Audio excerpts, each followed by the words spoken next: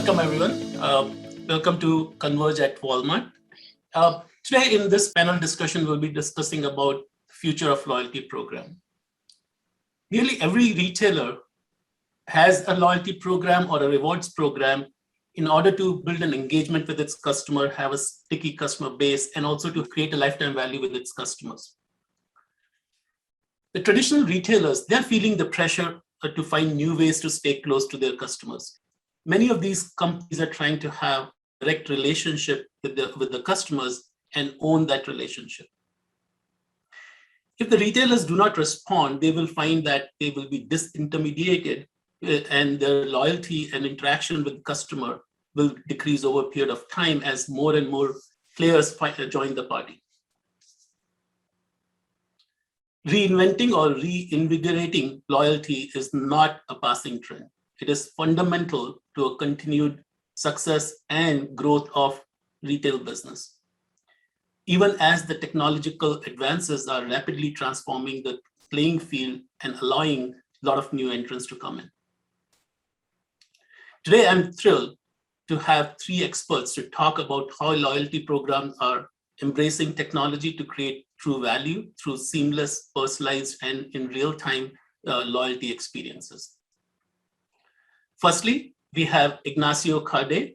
He's a VP of eCommerce at Walmart de Mexico, Walmart's largest division outside the US that consists of 2,500 stores around the country, including 287 Walmart Supercenter stores and 165 Sam's Club stores. We also have Sumit Khandelwal, CEO of Xoxoday. Xoxoday is a horizontal rewards and incentive infrastructure platform to solve problems around employees' rewards and recognition, channel incentives, sales incentives, and customer promotions. And finally, we have Manish, Dureja, CEO of InterMiles, India's leading loyalty and rewards management company and creator of India's largest dining rewards program. Welcome, Ignacio, Manish, and Sumit. Happy to have you here at Converge at Walmart.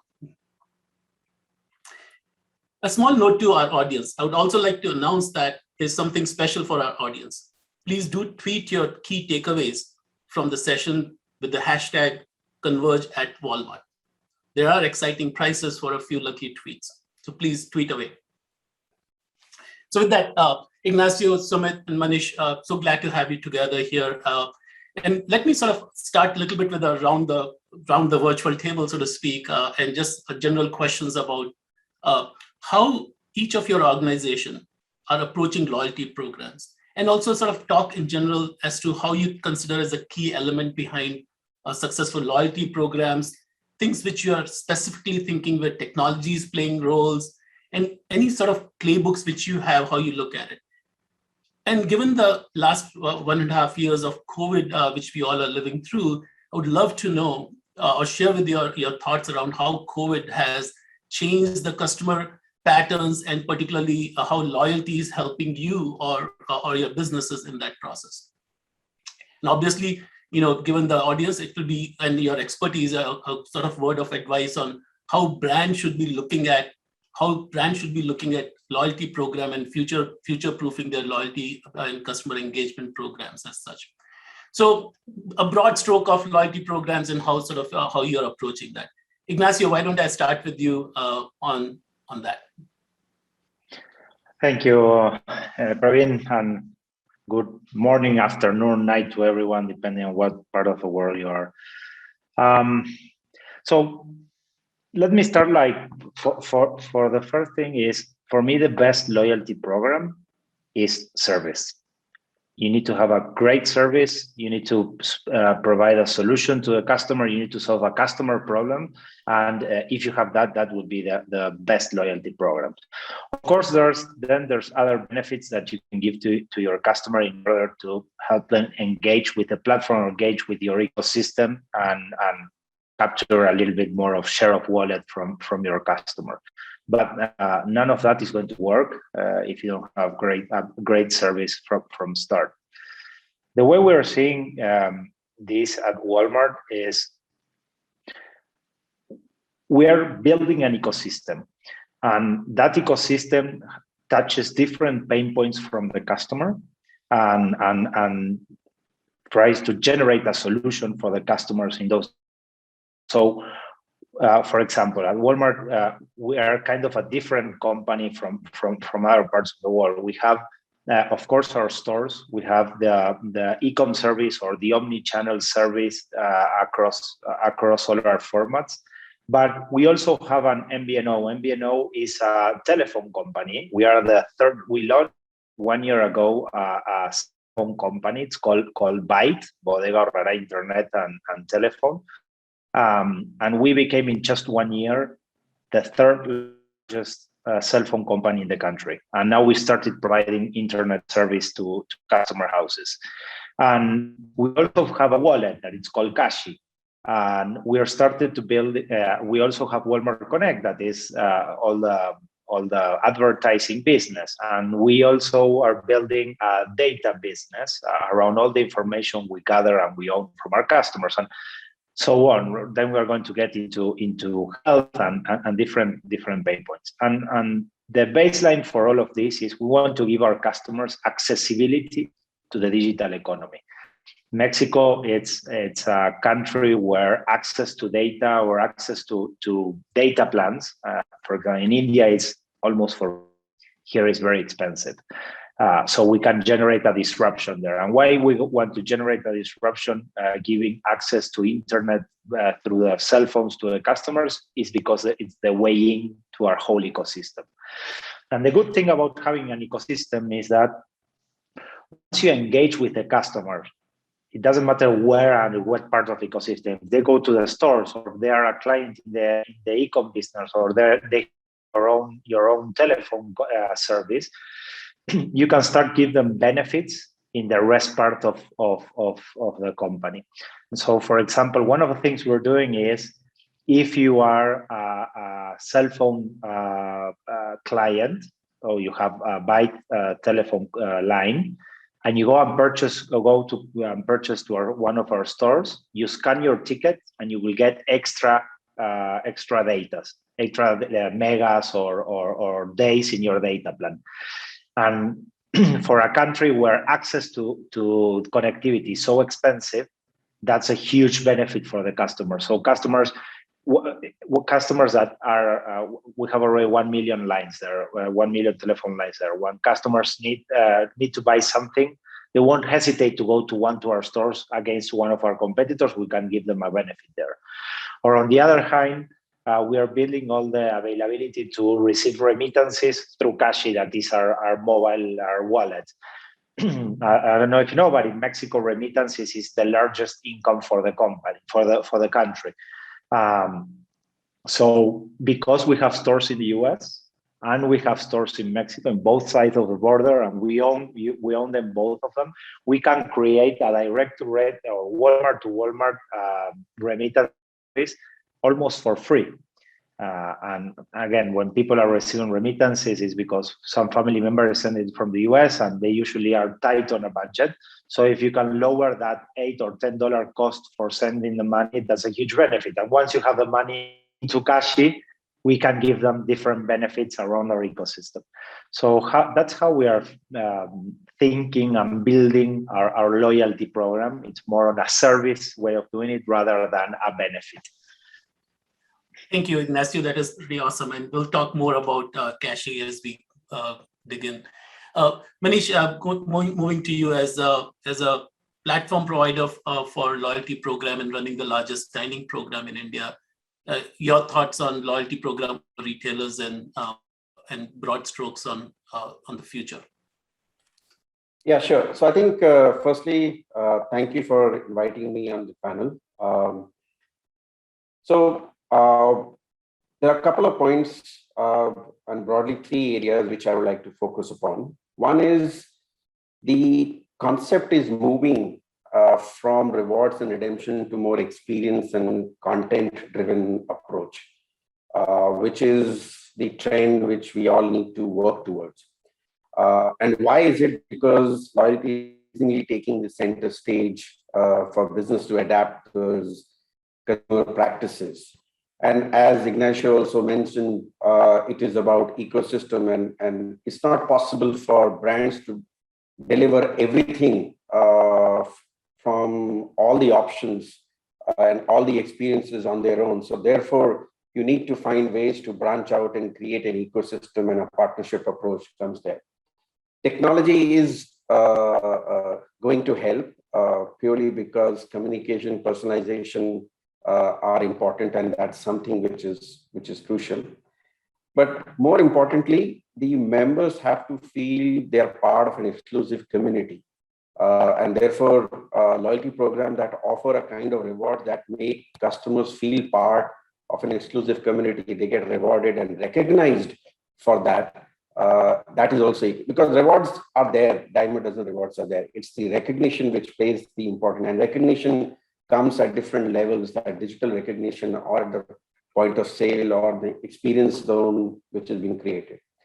And then, of course, one needs to work towards creating surprise and delight to keep the engagement high. And that's where the challenge is if you loyalty programs end up creating a standard feature, but then sometimes people forget why are they even earning those, or how many points to have. And unless there is surprise and delight element to bring that engagement and to bring that the personalization, and for this, you need to have investment in data. And this is where it starts to get tricky, because now you are going into moving from siloed programs to connected offerings. You're basically building more connected information. You're tracking the customer, you're understanding the customer, and you're building sensors in the program to detect what the customers are doing, and making yourself relevant time and again.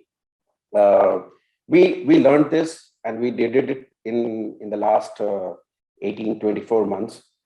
As you see, the InterMiles has gone through a lot of transformation. We lost Chet as an anchor partner. Our path was always to create a larger ecosystem of partnerships. We continued our journey. We transformed and tried to create commerce activity. So the third pillar in the conversation which I was referring to is around the fact that when you create an ecosystem, you create an ecosystem not for experiencing the rewards, but also moving the customer together for both commerce and non-commerce movement. And how InterMiles we have done is we never were relevant in the commerce funnel, started building commerce funnel in which we stay relevant. And InterMiles becomes the currency of engagement to drive the engagement at the relevant moment. So whether it's a commerce moment or a non-commerce moment, we are able to build that ecosystem to make the currency relevant, and data then powers it. And this can only be done if you have an open architecture which allows partnership, flow of data, and you're able to recognize the customer, recognize the purchase trigger for the members, and then make it relevant. Of course, there's been a lot of learning in this, and we have made mistakes also.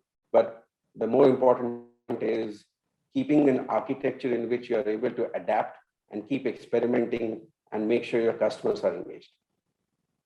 Manish, very, very insightful comments. And as a person in my previous life, I ran one of the largest airline loyalty program, Mileage Plus. I can attest to you that experience, exclusivity, and recognition are sort of key to a loyalty program. And the differentiation, as you kindly use the differentiation of loyalty programs and rewards programs, are slightly different. There are lots of rewards program. And as Ignacio and you have pointed out, a loyalty program creates an ecosystem which allows exclusive or differentiated benefit and experiences. So thanks for your comments there. Sumit, moving on to you, I think same sort of questions around how you see loyalty programs evolving, and in your company, Xoxoday, as again provider of infrastructure around it. How do you see that doing and evolving? Thanks, Praveen, and thanks for inviting me for this session. Briefly, I'll build up on some points which was mentioned by Ignacio and Manish. Loyalty per se follows if the product is essentially meant to be loyal. We live in a myth that my product is not delivering, and the loyalty program will deliver for that.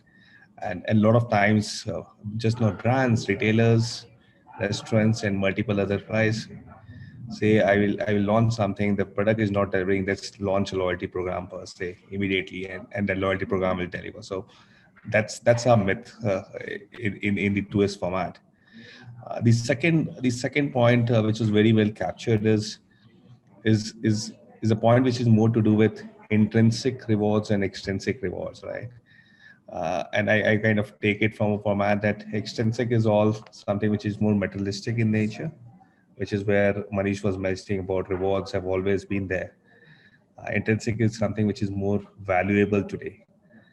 Intrinsic kind of goes back to the way kind of yoga helps people get immunity better versus taking an antibiotic, which you kind of take it today and then tomorrow you are kind of back, but it really is not solving the problem at the heart. So loyalty in the 2S avatar really works when you start thinking of it format of an intrinsic belief in building something which makes your customers, your employees, or in any format where you would want to build a loyalty to be really memorable one. And that's something which is really critical. The last bit on that part of it is more to understand the loyalty system is also changing. The whole concept of loyalty, which used to be earlier when probably we were kids, or was to do with that I want the loyalty in a certain format where my points are limited to my set of offering which you can consume in my offering as well. But today the biggest and the best loyalty programs are really wanting to make it very fluid, because and I'm sure I am tired with my different miles with different airlines, different miles with different restaurants. And that is where a company like Xoxoday, and what we are trying to really understand is how best you're able to make these miles or these points of different loyalty systems very fluid in nature. And that's a realization which brands should really start thinking of doing is loyalty is not about just ensuring that he comes and buys you again. It's about he comes and buys you because the product is delivering value for you. But the points or the loyalty system which you're trying to build is something which is how best you are able to link it towards an ecosystem. Right? Ignacio did mention with a company like Walmart, you can really have an ecosystem which is really wide. But when you speak about a lot of small time retailers, small time hotels, small time people, they should really think of how they are able to build up and add value to a larger ecosystem, which is when the loyalty program would start really showing some impact. The last part of it is technology has been really been meaningful, and I think when you start thinking of loyalty, it essentially starts with technology, because data is the essence of it. How best you are able to build those sensors, as Manish mentioned, is the essence of it. How best you are able to personalize and personalize at scale, because if you're really doing well, the personalization has to be really comforting. Praveen might like an experience which is more dining in nature, but Manish might want to be one adventure loving guy, and experience is again a critical part of it. Now that cannot happen by one person running it or operating it. It has to be personalization, which means a lot of data engineering, and that's something is a critical part of building up a loyalty ecosystem per se.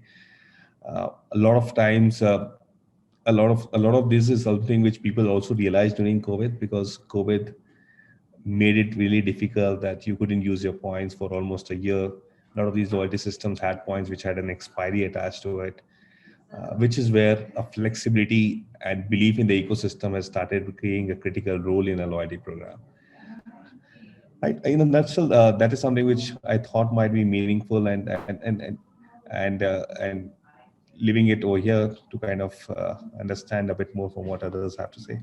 Hey, Ignacio, sort of going back to you in terms of you talked about Cashy and Cashy, which is a wallet, and also Mexico being a very value-driven economy, right? So how do you think of Cashy, or Walmart Mexico thinks of Cashy as just beyond wallet? I know it's a wallet, but it's sort of, as you said, ecosystem, but I would love to hear your viewpoint on that and its interaction as you brought out with Byte, because it looks like they can be connected. Yeah, so we see Cashy not only also, so right now it's a wallet, but the idea of Cashy is to be the door of digital accessibility to the customers. Mexico is a highly cash economy. More than 50% of the transactions made at our stores are made with cash. Mexico has the lowest bank penetration in the region, and only 22% of the population have access to a credit card. So that's how big the problem is.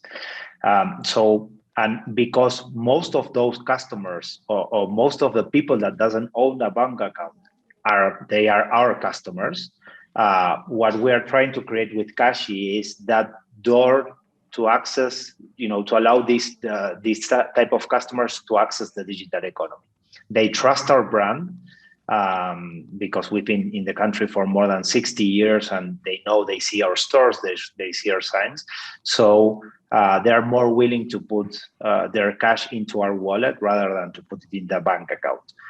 Once we achieve that, the good thing is we gave them access to different services that they were not used to or they were not allowed to because they didn't have a credit card. So that's access to credit because we have better information, access to different services like Uber or Netflix, or paying the utility bills without spending 45 minutes in a line, and of course the speed of paying. And because we start to know much more about this type of customer that in the past we couldn't know them because they were paying with cash and that there was no way to record their transactions, give us much more information so we can start bringing them better credit to access to different products. So and on top of that, if we add the remittances part of the business, that is going to be one of the most important ones, is they will be allowed to receive money from US through Cashy, and then once they have the money, the balance in the app, they can with cash if they need to, or pay the utility bills or pay their purchases. That again will get them inside the ecosystem. So that's how we are seeing Cashy. It's more of an accessibility tool to the economy. Awesome. Or to the digital economy from the cash clients. Yeah, thank you. Manish, you talked about the niche customer base and transformation of loyalty programs model for that. So tell us your experiences as to how to sort of focus loyalty program towards a specific customer base and then expand from there. Yeah, sure. So InterMiles today serves the top 2% or 5% of the Indian population. And that's where we very sharply remain focused on that segment of the market. Why? Largely because if you analyze the Indian customer base, and Ignacio was talking about credit penetration of 20%, India is in single digits and very, very low credit penetration. The digital transformation which is driving this has enabled a lot of opportunities for brands and for new businesses to come across and create disruption. But having said that, if you actually look at it, 50% or 60% of the GDP is contributed by the 5% of the population. And that's how skewed the power is, which essentially means that the value creation zone is lying with those people who have the money to spend. So India is a time-rich, money-poor country. A lot of people, plenty of time, and therefore very little money to spend. Then the basic needs have to be met, and it will come. It's not that it's not. The digital transformation is changing a lot, and therefore we need to remain focused on the segment which we appeal to, and which is largely to create InterMiles as a ubiquitous alternate currency of choice where members can earn for every spend and use it in an open architecture. The currency that is agile, it's not limited. Brands and enterprises often operate ecosystem which are more closed loop. We have tried to make it open. InterMiles points and miles do not expire as long as you're active points are valid. And that has been the case for over the last few years. And it took us a lot of experimentation to reach to that particular stage. And therefore, what it means is you need to create a model in which it's self-sustaining. Given the fact that there is so much of demand and penetration is low, the ability to make it faster go to market makes it easy for people to offer cashback. But cashback will not drive engagement. And therefore, there is an opportunity to create this. And we learned this when Jet stopped operation to kind of pivot our business and rapidly do it in the InterMiles during the COVID period last year. With our platform of InterMiles every day, we brought the commerce and non-commerce funnel together, which essentially meant that we extended our range of opportunity that enables members to create a broad-based earning. So we started rewarding members for physical activity. You jog, you take a walk, you start earning miles. Miles have the same value. It's the same currency. You start to, and we saw a lot of cohorts coming across which have a degree different.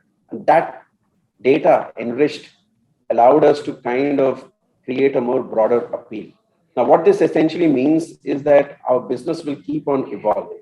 The way we look at it, we are trying to define something called a loyalty commerce. Now, what is loyalty commerce? What you buy, and we'll go deep in that funnel to say, these are the elements which you will be able to buy and how you pay. So combining both worlds together is the sweet spot. And that's where the multiplier and the flywheel kick in happen. Thank you, Manish.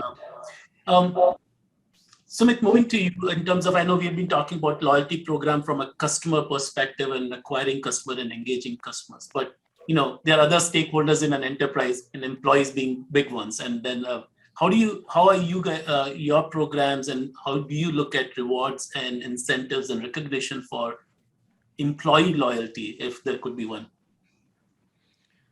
I think this by itself is the most critical part of it, and a lot of times when we as businesses always think customer first, there's a different hat to it. Where you say if you keep your employees happy, they would ensure that the customers are taken care of. And with that as a context, while you provides a rewards incentive infra which can be used for customers, employees, channel, and sales. What we've seen interestingly, and more so during COVID, when culture is no more about a cool office, culture is about how you are able to build that in a digital environment, how you're able to build an environment where people are able to feel themselves recognized, feel themselves appreciated, feel themselves connected with the organization. This is essentially what leads to a loyalty in the employee space. So what we realized, or what we've seen more so happen, is organizations investing in a program which is built around rewards, recognition, engagement.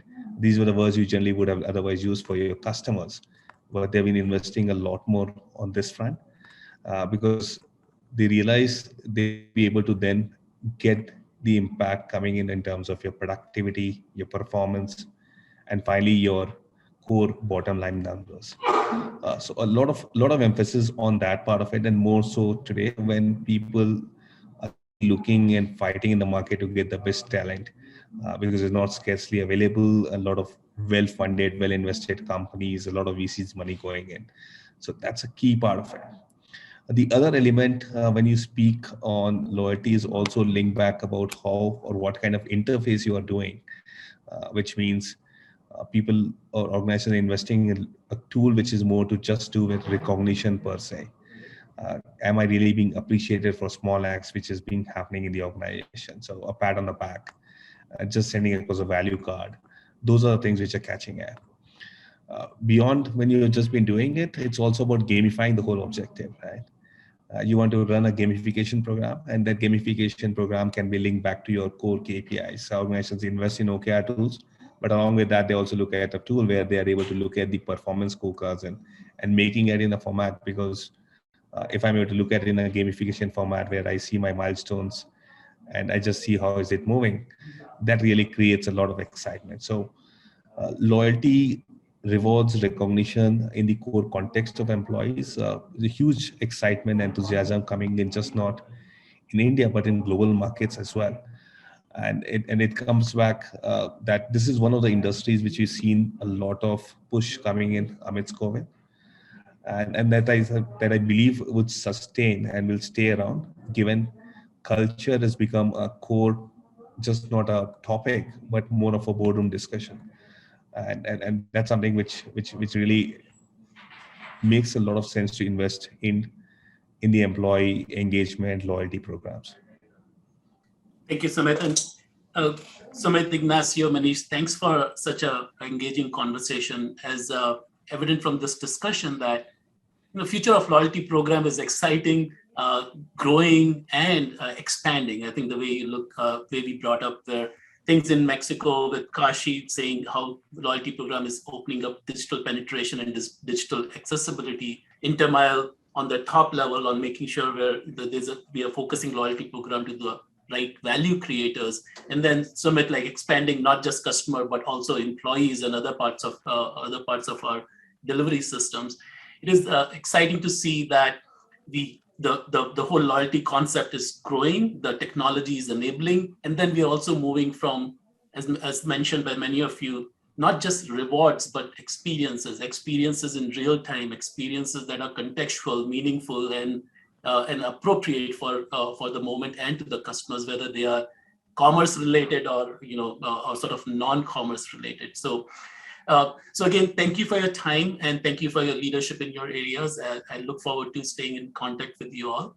And I also want to thank our audience for tuning in. And please, as I mentioned earlier on, do tweet your key takeaways from the session on #Converge at Walmart. And there are exciting prizes, another part of incentives on few lucky tweets. So thank you all, and we'll see you soon. Thanks, Praveen. Thank you. Thanks for Thank you very much. Thank you. Bye, everyone.